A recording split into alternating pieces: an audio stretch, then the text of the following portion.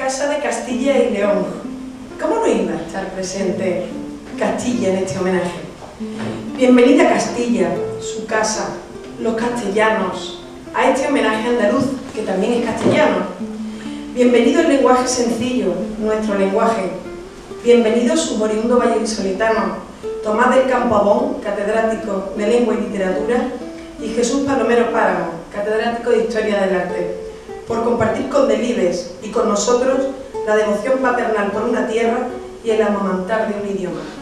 Bueno, hay bastantes pucelanos que vinimos aquí hace ya muchos años a echar un vistazo por Sevilla y nos quedamos poco menos que adoptados aquí.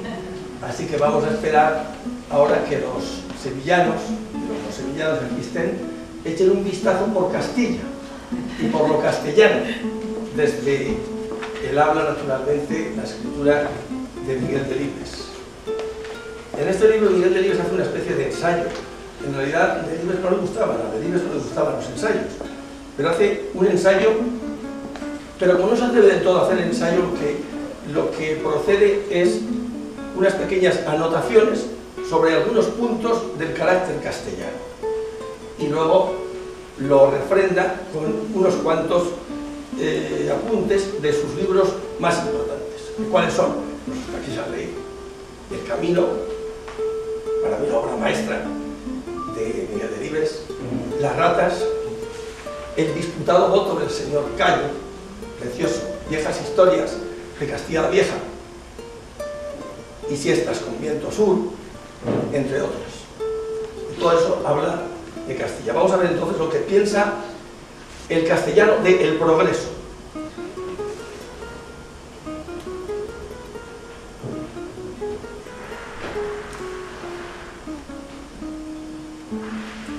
Desde que tuve la mala ocurrencia de ponerme a escribir, me ha movido una obsesión antiprogreso. No porque la máquina me parezca mala en sí, sino por el lugar en que la hemos colocado con respecto al hombre. Mis palabras no son sino la coronación de un largo proceso que viene clamando contra la deshumanización progresiva de la sociedad y la agresión a la naturaleza. Mis personajes se resisten, rechazan la masificación. Al presentárseles la dualidad técnica-naturaleza como dilema, optan resueltamente por esta, que es quizá la última oportunidad de optar por el humanismo. Se trata de seres primarios, elementales, pero que no abdican de su humanidad, se niegan a cortar las raíces. A la sociedad gregaria que les incita, ellos oponen un terco individualismo. Mi obstinada oposición al gregarismo reside en que en mis novelas me ocupo del hombre como individuo y busco aquellos rasgos que hacen de cada persona un ser único, irrepetible. Esta es quizá la última razón que me ha empujado a los medios rurales para escoger los protagonistas de mis libros. La ciudad uniforma cuanto toca, el hombre enajena en ella sus perfiles característicos. Esto sobre el progreso, es antiprogreso, evidentemente. Desconfianza. El castellano es desconfiado. O sea, si echáis un vistazo a Castilla, a Pucela, veréis que no es exactamente igual el pucelano que el sevillano. Efectivamente somos caracteres un poco distintos, nos tenemos que amoldar uno a otro, pero hay ciertas dificultades. Desconfianza. La reserva del castellano ante los extraños y su laconismo se acentuaron ante el abandono y la desasistencia casi absoluta del poder central. Se extendió la especie de que el castellano era inhospitalario y desabrido, cuando lo que en realidad hay en el campesino castellano-leonés es un trasfondo de desconfianza ante el forastero, que si alguna vez llamó a su puerta nunca fue para darle nada. Pero esta reticencia inicial, que es en definitiva una actitud de autodefensa, nada tiene que ver con el desabrimiento. Nuestro campesino es muy perspicaz. Le es suficiente una mirada para separar mentalmente el grano de la paja. De entrada, ya no espera nada de nadie y sabe que aquello que obtenga lo deberá a su propio esfuerzo. De ahí su tibieza política, de ahí su socarrona difidencia ante las grandes palabras, desconfianza diríamos. Pero todo ello no le ha impedido conservar su decoro, su tradicional hidalguía, su dignidad. virtudes que le inducirán a compartir un vaso de vino con el primer forastero que llegue, tan pronto barrunte que no viene a él de mala fe, porque el recelo y la desconfianza que no excluyen el señorío y la hospitalidad. Por eso, el señor Cayo acoge en su propia casa a los 3 visitantes, les brinda su fuego y su pan, e incluso les ofrece sus ropas de gala para sustituir a las suyas, mojadas por el aguacero. Eso sobre la desconfianza resulta. El fatalismo. El sevillano no es fatalista. El castellano parcialmente sí, y el rural más. La desatención administrativa y la lucha desigual contra los meteoros han hecho del castellano un ser fatalista, resignado, que acepta de antemano como algo inevitable todo lo que pueda sobrevenirle. El estaba escrito, y lo que sea sonará. Son los principios por los que se rige la vida rural. De nada vale enseñar los dientes o mantenerse en un espíritu de rebeldía. ¿Qué aguardan estos seres casi paleolíticos en la segunda mitad del siglo XX? Simplemente aguardan a que llueva o a que escampe, nada más. Y aun conscientes de que su participación en este punto es inútil, afanan de sol a sol, aran y siembran, despedregan y escardan, podan y olivan. Este es el fatalismo castellano, fatalismo resignado del hombre hecho a la adversidad, convencido de que las cosas, una vez que se tuercen, no hay nada ni nadie que las enderece. Y por fin, sociabilidad, otro epígrafe. Tampoco son igual de sociables los sevillanos y los pucelanos. Los pucelanos, en realidad castellano, en realidad pucelano, claro está. Si el hombre es un ser sociable, habrá que convenir que el castellano lo es en muy modesta medida. El castellano rural propende al retraimiento, a la hurañía, manifestación suprema del laconismo, puesto que el huraño no solo rehuye la conversación, sino también la presencia. La confraternización ineludible acrece los defectos ajenos y genera inevitablemente inquinas y antipatías que se fomentan con la murmuración. Tal estado de tensión, de rivalidad larvada o de franco enfrentamiento se traduce en los pueblos de Castilla en una enemistad montada de forma artificial, carente de base y más acentuada cuanto menor sea el número de habitantes. El señor Cayo comunica a los políticos que le visitan en el pueblo que en el pueblo no quedan más que 2 vecinos, pero advierte: háganse cuenta de que si hablan con ese, no hablan conmigo, de modo que elijan. Estamos ante un caso extremo, pero representativo, de un estado permanente de hostilidad que se traduce en las villas más pobladas, en la existencia de grupos o banderías que viven sus diferencias en enfrentamientos entre verbeneros y bélicos.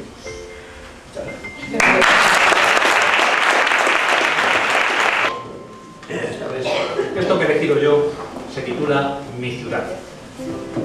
Es un fragmento que forma parte del discurso que pronunció Miguel Delibes en el mes de septiembre de 1986, cuando fue nombrado hijo predilecto. Mi ciudad, obviamente, es la ciudad de Pisuerga, es Valladolid. Prescindo de esa introducción protocolaria y gratulatoria y arráncase. Yo, que soy, como sabéis, partidario de la vida sencilla, poco amigo de honores y pompas, me siento desplazado en esta solemnidad que habéis montado por mi causa. ¿A qué es debida? ¿Qué he hecho yo que remotamente justifique este título y, sobre todo, la multitudinaria adhesión de propios extraños? ¿Se debe esto a mi condición de escritor, quizá? Pero, ¿qué altura de escritor he alcanzado yo que pueda explicar tamaño despliegue de honores y lealtades? ¿A haber sido el novelista de Valladolid, de Castilla entonces? He aquí un hecho cierto. Cuando yo tomé la decisión de escribir, la literatura y el sentimiento de mi tierra se implicaron. Valladolid y Castilla serían el fondo y el motivo de mis libros en el futuro. Pero semejante decisión no implica que Valladolid y Castilla me deban algo, sino al contrario, soy yo el que me siento deudor.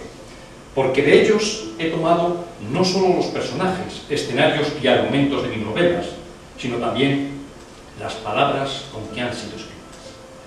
Si es cierto que en esta ciudad se habla un buen castellano, yo me he aprovechado de ello. En Valladolid aprendí a hablar. En aquel Valladolid del tren Burra y los amarillos tranvías con jardinera, de los pregones en las viejas rúas y los charlatanes en la Plaza Mayor, de la hermana Remedios en los carmelitas del Campo Grande y el hermano Enrique en el Colegio de Logroñés. Aquellas voces que arrollaron mi infancia fueron el germen de mi expresión futura. ¿A qué vienen entonces estos honores? Porque si la justificación de esta distinción no está en lo que hago, habrá que buscarla entonces en mi actitud ante la vida, en mi fidelidad, en mi acendrado vallisoletanismo, en suma. En este punto no puedo sino sentir, daros una parte de razón. Yo he sido, antes que nada, vallisoletano y vecino de esta ciudad, desdeñando los guiños seductores de otras. Pero seamos sinceros, ¿qué me ha retenido aquí? El amor a lo mío y a los míos, a mi ciudad, a sus piedras, a mis paisanos, o el temor al salto en el vacío a lo desconocido. A mí me nacieron aquí, en la vallisoletana acera de Recoletos, y aquí arraigué en poco tiempo tan profundamente que ya de niño trasladarme a otro lugar hubiera comportado un desgarramiento, el dolor y los riesgos que lleva consigo todo trasplante. No os pongo esto como un mérito, como un valor a estimar, sino para señalar una especie de condición vegetal de mi persona. Sencillamente, estoy aquí, sigo aquí, porque no me hubiera acertado a estar en otra parte, porque sin este cepellón de tierra bajo mis pies me hubieran faltado nutrientes y tal vez mi imaginación se hubiera esterilizado. Y si esto es así, un hecho casi fatal e inevitable, ¿qué mérito recata mi fidelidad? Yo no he querido ni sabido marchar de Valladolid cuando hubiera podido hacerlo, es cierto, pero no porque mi ciudad necesitase de mí, sino porque era yo el que necesitaba de ella.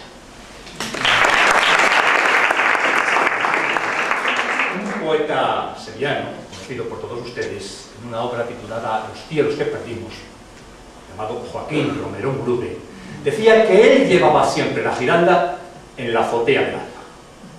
Si tuviésemos que decir qué llevaba en la azotea del alma Miguel Delibes, ya hemos visto que Valladolid, pero dentro de Valladolid, el Campo Grande. Y el Campo Grande son muchas cosas, son las pajareras, son los pavos reales, es para los niños la barca del catarro, y son las estampas. Y yo aquí a ustedes hoy quiero formularles una sugerencia, a quien corresponda.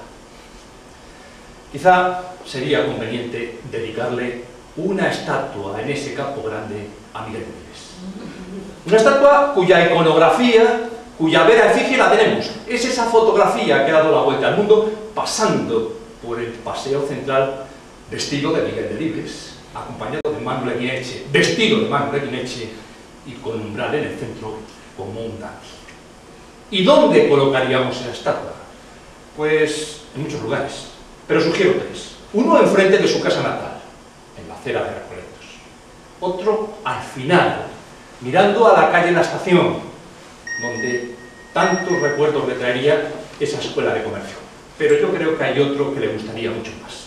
Al principio, frente a la casa de Mantilla, donde estuvo la puerta del campo, y donde para un cazador se produjo un hecho maravilloso, donde en una noche memorable como esta, dos perros tuvieron el más famoso coloquio de la literatura española.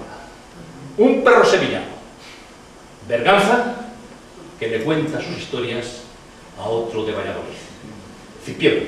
Allí, mirando al desaparecido Teatro Pradera, probablemente una estatua de don Miguel Delibes estaría muy bien situada. El texto que yo les he leído estaba avillado por él en una publicación del norte de Castilla que titulaba He dicho, y comienza así.